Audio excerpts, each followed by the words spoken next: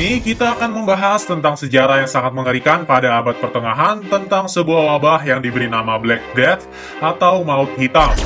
Wabah ini berhasil memporak-porandakan benua Eropa pada saat itu di mana hampir 2/3 penduduk Eropa mati karena wabah ini. Total korban jiwa mencapai 75 juta hingga 200 juta jiwa. Mengerikan sekali ya. Memangnya ini wabah penyakit apa sih? Yuk kita bahas, folks. Awal kemunculan Black Death.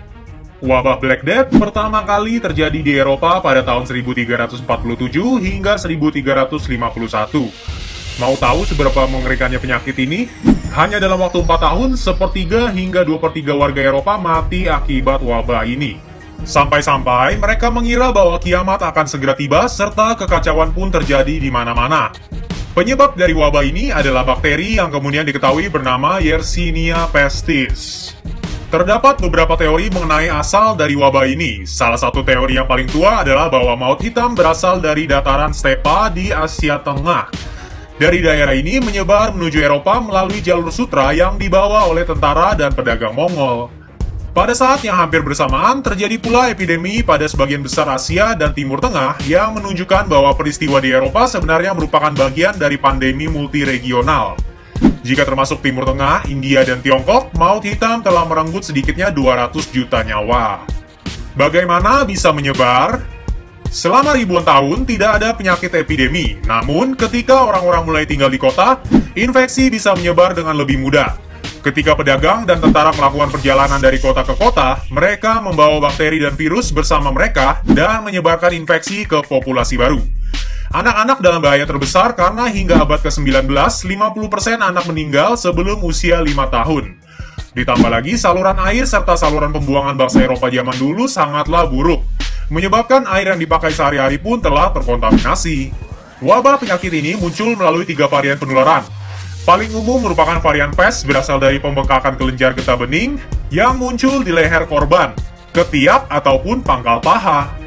Penyakit ini tumbuh dengan berbagai ukuran, dimulai dari sebesar telur hingga sebesar apel. Meskipun beberapa orang selamat dari penderitaan, wabah penyakit ini biasanya hanya memberikan harapan hidup 1 minggu pada korban. Penyebaran wabah pes bermula dari serangga, umumnya kutu, yang terinfeksi melalui kontak langsung dengan hewan pengerat termasuk diantaranya tikus dan marmut yang terinfeksi wabah. Setelah tikus tersebut mati, kutu menggigit manusia dan menyebarkannya kepada manusia. Varian kedua merupakan wabah pneumonia yang menyerang sistem pernapasan dan disebarkan hanya dengan menghirup udara yang dihembuskan melalui korban. Wabah penyakit ini jauh lebih mematikan dibanding wabah pes. Harapan hidup hanya dapat diukur dalam 1 atau 2 hari. Varian ketiga merupakan penularan wabah septisemia. Wabah ini menyerang sistem darah.